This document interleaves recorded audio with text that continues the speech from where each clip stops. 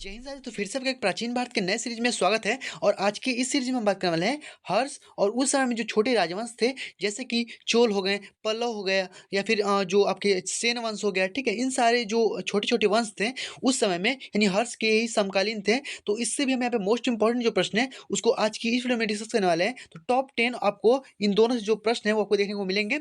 और यहाँ पर ये वाला जो हमारा सीरीज है, यह सीरीज नंबर 13 है। तो अगर अभी तक आपने 12वां सीरीज को नहीं देखा है तो आपको उसका प्राचीन भारत का प्लेलिस्ट बना हुआ है, आप वहाँ पर जाकर देख सकते हैं। आइए यहाँ पे स्टार्ट करते हैं। और ये मैं आपको जो प्रश्न बताता हूँ ये आपके आईएएस से पीसीएस लेवल तक के जो भी एग्जाम होते हैं सबके लिए बहुत ज़्यादा इंपॉर्टेंट है। आइए यहाँ पे देखते हैं सबसे फर्स्ट वाला प्रश्न और इसको क्लियर करते हैं। चलिए देखिए, सबसे पहले आपके सामने प्रश्न है कि हर्ष ने अपनी राजधानी किससे बनाया। ठीक है, यानी हर्ष ने अपनी राजधानी को किससे बनाया था। तो आपको इसमें पता होगा कि इनकी एक बहन भी थी, ठीक है, जिनका नाम था राजश्री। ठीक है, राजश्री जिनका नाम था। और ये राजश्री जो थी, इनका जो विवाह हुआ था वो ग्रहवर्मन के साथ हुआ था, यानी कन्नौज के जो राजा थे ग्रहवर्मन के साथ हुआ था। लेकिन वहाँ पर जो नीचे उनके मालवा वाले हैं, ठीक है, मालवा वाले ने जब वहाँ पे आक्रमण कर दिया उन पे, तो यहाँ पे राजश्री जो है वो भाग गई थी। ठीक है, तो यहाँ पे जैसे कि मतलब कि जंगल में भाग गई ऐसे ही, और ग्रहवर्मन को उन्होंने मार दिया था। ठीक है, तो अब हुआ क्या कि जब हर्षवर्धन ने बाद में फिर जाकर के इनको खोज करके लाए, ठीक है, और यहाँ पे उनको राजगद्दी पर बैठाया गया। और वहीं पर उनके संरक्षण में जो हर्षवर्धन है वो वहाँ पर रहे। ठीक है, उन्होंने कोई भी विवाह नहीं किया है, वो इन्हीं के यानी राजश्री के संरक्षण में रहे, यानी वो कन्नौज के राजा थे। और उन्होंने कन्नौज को ही यहाँ पे अपनी राजधानी को भी बनाया था। ठीक है, क्योंकि जो कन्नौज के राजा थे ग्रहवर्मन, उनकी यहाँ पे कोई भी उत्तराधिकारी नहीं था। इसीलिए जब राजश्री को यहाँ पे बनाया गया, यहाँ पे जब गद्दी पे बिठाया गया, तो यहाँ पर संरक्षण के रूप में जो हर्षवर्धन थे, ठीक है, यही उनका यहाँ पे जो कि संरक्षण कर रहे थे। और यहाँ पर हर्ष को ही यहाँ पे मतलब कि उस कन्नौज का यहाँ पे उत्तराधिकारी मान करके वहाँ पे शासन जो कि कर रहे थे। ठीक है, तो आपको यहाँ पे याद रखना है कि हर्षवर्धन यानी हर्ष की जो राजधानी थी वो क्या थी भाई, तो यहाँ पे कन्नौज जो थी वो हर्ष की राजधानी थी। ठीक है, आपको यहाँ पे दिखा देते हैं मैप के साथ ताकि आपको और बेहतर से क्लियर हो जाए। यहाँ पे देख सकते हैं ये पूरा हर्षवर्धन का ही यहाँ पे इलाका आपको देखने को मिल जाएगा। ठीक है, पूरा साम्राज्य जो है वो हर्षवर्धन का ही, और यहाँ पे बीच में आपको कन्नौज भी देखने को मिल जाएगा। ठीक है, तो इतना आपको क्लियर हो गया। यहाँ तक पूरा ये जो है इनका कन्नौज का यहाँ पे ये जो कि फैला हुआ है। ठीक है, हर्षवर्धन का जो साम्राज्य है। आगे बढ़ते हैं, अगला आपके सामने प्रश्न दिया गया नेक्स्ट वाला। नेक्स्ट आपके सामने दूसरा है कि पुलकेशिन द्वितीय ने हर्ष को किस नदी के तट पर हराया था। ठीक है, यानी किस नदी के तट पर हर्षवर्धन को हराया गया था, तो ये आपको इसमें बताना है। तो पुलकेशिन द्वितीय जो थे यह एक चालुक्य वंश के शासक थे। ठीक है, तो चालुक्य के जो पुलकेशिन द्वितीय थे उन्होंने हर्षवर्धन को नर्मदा नदी के तट पर जो कि हराया था। ठीक है, ध्यान रखिएगा इसकी जो चर्चा है हमको एहोर अभिलेख में, ठीक है, एहोर एहोर अभिलेख, ठीक है, एहोर अभिलेख में हमको इसकी जो कि वर्णन मिलता है कि किस प्रकार से नर्मदा नदी के तट पर यहाँ पे पुलकेशिन द्वितीय ने हर्षवर्धन को हराया था। ठीक है, आगे बढ़ते हैं। अगला के सामने प्रश्न दिया गया कि हर्षवर्धन के दरबारी जो कवि थे वो कौन थे। ठीक है, तो हर्षवर्धन के जो दरबारी कवि थे वो थे बाणभट्ट। याद रखिएगा, बाणभट्ट जो थे वो हर्षवर्धन के दरबारी कवि थे। और इनकी कुछ भाई इनकी रचनाएं भी है, जिसे याद रखिएगा, जैसे हर्षचरित हो गया। ठीक है, हर्षचरित हो गया, हर्षचरित हो गया, कादम्बरी हो गया। ठीक है, कादम्बरी। तो ये कुछ इनकी जो की रचना है, याद रखिएगा, इंपॉर्टेंट है। बारभट्ट की जो रचनाएं हैं वहाँ पे हर्षचरित और कादम्बरी इंपॉर्टेंट है। ठीक है, आगे बढ़ते हैं। अलग सामने यहाँ पे चौथा प्रश्न दिया गया कि निम्नलिखित में से किस राजवंश द्वारा प्रायः महिलाओं को प्रशासन में उच्च पद प्रदान किए जाते थे। ठीक है, यानी किस राजवंश के द्वारा पहले ही मतलब कि पहली बार यहाँ पे महिलाओं को उच्च यहाँ पे पद जो कि प्रदान किए जाते थे। तो ध्यान रखिएगा, यह जो उच्च पद प्रदान किए जाते थे वह चालुक्यों के द्वारा ही प्रदान किए जाते थे। ठीक है, यह सबसे मोस्ट इंपॉर्टेंट था। ध्यान रखिएगा, ये इसे जो प्रश्न है आपके आईएएस से पीसीएस लेवल के एग्जाम में पूछा जा सकता है। ठीक है, तो चालुक्यों ने ही महिलाओं को जो प्रशासन में उच्च पद प्रदान किए थे। ठीक है, आगे बढ़ते हैं। अगला आपके सामने प्रश्न दिए गए कि चालुक्य वंश का सबसे महानतम जो शासक था वो कौन था। ठीक है, तो चालुक्य वंशों में सबसे महान जो था वो पुलकेशिन द्वितीय था, जिसने हर्षवर्धन को पराजित किया। ठीक है, हर्षवर्धन को नर्मदा नदी के तट पर पराजित कर दिया था, जिसकी चर्चा हमें एहोर अभिलेख में मिलती है। ठीक है, आगे बढ़ते हैं। यहाँ पर आप देख सकते हैं ये उनकी मूर्ति भी बनाई गई है। ठीक है, पुलकेशिन द्वितीय की। आगे बढ़ते हैं, चलिए। अगला के सामने प्रश्न दिया गया कि पल्लव वंश का महानतम शासक था। ठीक है, यानी पल्लव में, यानी जो पल्लव राजवंश था, छोटा छोटे राजवंश है ये सब।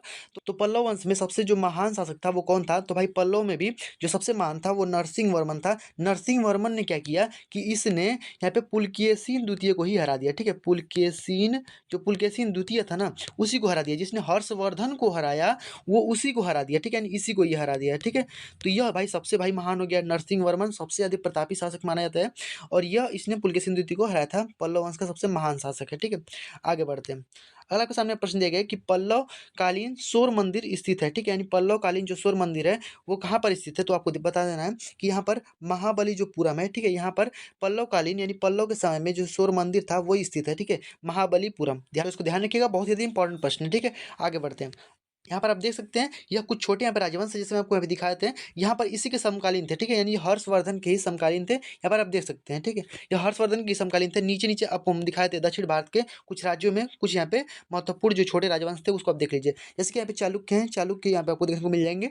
चालुक्य में यहाँ पे जो बादामी के चालुक्य थे, ठीक है, फिर इसी में आपके वातापी का चालुक्य था, उसी में आपका बेंगी का चालुक्य था। 3 प्रकार के चालुक्य होते थे, ठीक है। तो चालुक्यों में कई प्रकार के थे, ठीक है, जैसे कि हम आपको बता देते हैं। चालुक्यों में जैसे कि एक बेंगी का था, ठीक है, यहाँ पे बेंगी का चालुक्य था, ओके। उसी प्रकार से यहाँ पे बादामी का एक चालुक्य था, उसी प्रकार से और एक कल्याणी का चालुक्य था, ठीक है, कल्याणी।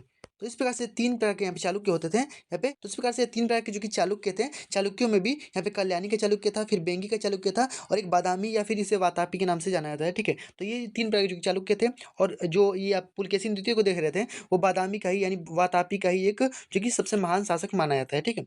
आगे बढ़ते हैं, तो इसकी राजधानी हो गई है यहाँ पर। आप आगे देखिए, अगला आपके सामने यहाँ पे दिया गया कि यहाँ पे पल्लव की जो राजधानी है वो कांचीपुरम आपको यहाँ पे देखने को मिल जाएगा, ठीक है। उसी प्रकार से नीचे आप देख सकते हैं यहाँ पे पांड दिया गया, ठीक है। पांड की जो राजधानी थी वो मदुरई थी। तो इस प्रकार से आपको छोटे-छोटे जो कि आपको याद रखना है, ठीक है, बहुत ज़्यादा इंपॉर्टेंट प्रश्न है। इससे आपको प्रश्न एग्जाम में पूछे जा सकते हैं। तो चूँकि आप यहाँ पे देख पा रहे होंगे कि ये दोनों जो मतलब जो राजवंश है, जैसे ऊपर में तो यहाँ पे जब हर्षवर्धन का यहाँ पे राजवंश है और यहाँ पे नीचे जो है छोटे-छोटे राजवंश है, ठीक है। तो यानी दोनों जो है आपके आपस में समकालीन है। तो चलिए यहाँ पे अगला प्रश्न यहाँ पे देखते हैं। अगला आपके सामने यहाँ पे सूची वाला प्रश्न दिया गया है, इसको यहाँ पे ध्यान से देखते हैं और इसको मिलाते हैं, ठीक है। बहुत ही ईज़ी है।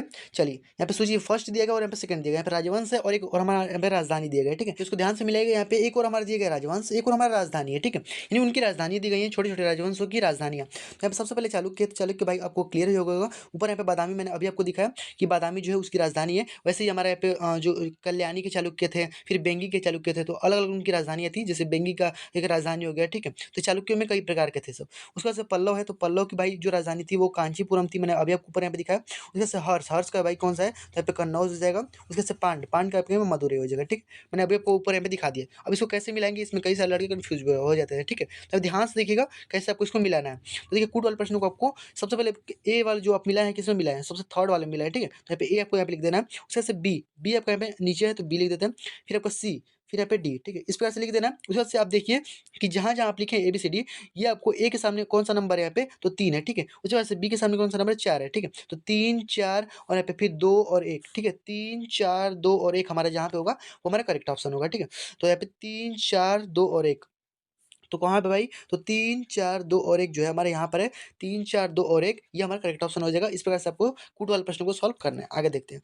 अगर आपके सामने प्रश्न पूछा गया है यहाँ पे कि सेन वंश की जो राजधानी थी वो क्या थी, ठीक है। तो सेन वंश की जो राजधानी थी वो लखनऊ थी। ध्यान रखिएगा एग्जाम में कभी पूछ देता है। तो ये सब छोटे-छोटे राजवंश से इससे प्रश्न जो है पूछ दिया जाता है, ठीक है। अगला आपके सामने प्रश्न दिया गया है, यहाँ पर ये 9वां नहीं है, यहाँ पे 10वां रहेगा, ठीक है। यहाँ पे 10वां है, ऊपर हमने 9वां देख लिया है। तो 10वां यहाँ पे प्रश्न पूछा गया कूट वाला प्रश्न है। आइए इसको सॉल्व करते हैं। देखिए नीचे आपको यहाँ पे दिया गया है सूची में वंश एक और हमारा दिया गया, एक और हमारा यहाँ पे संबंधित स्थान दिया गया, यानी उनसे संबंधित स्थान जो है यहाँ पे दिए गए। आइए इसको मिलाते हैं। सबसे पहले गुप्त है, गुप्त जो वंश थे यानी गुप्त जो काल था, गुप्त काल से संबंधित हमारा कौन सा भाई, तो यहाँ पे देव, ठीक है। देवगढ़ जो है हमारा गुप्त से संबंधित है। चंदेल जो हमारा 5 है, चंदेल 5 जो है ये हमारा किससे भाई संबंधित है, यहाँ पे जो खजुराहो है, ठीक है, यानी मध्य प्रदेश में, इससे संबंधित है। और यहाँ पे चालुक्य भाई बादामी से संबंधित है, ठीक है। और हमारा अगला यहाँ पे पल्लव, तो पल्लव जो है पनमलय से जो कि संबंधित है, ठीक है। अब इसको आप कैसे मिलाएंगे, अभी मैंने ऊपर बता दिया है, ठीक है। तो यहाँ पे ए हमारा कहाँ पे भाई, तो यहाँ पे चौथा वाला में ए, फिर हमारा बी, फिर हमारा यहाँ पे सी, ठीक है। उसके बाद हमारा डी। तो अब इसको मिला लीजिए।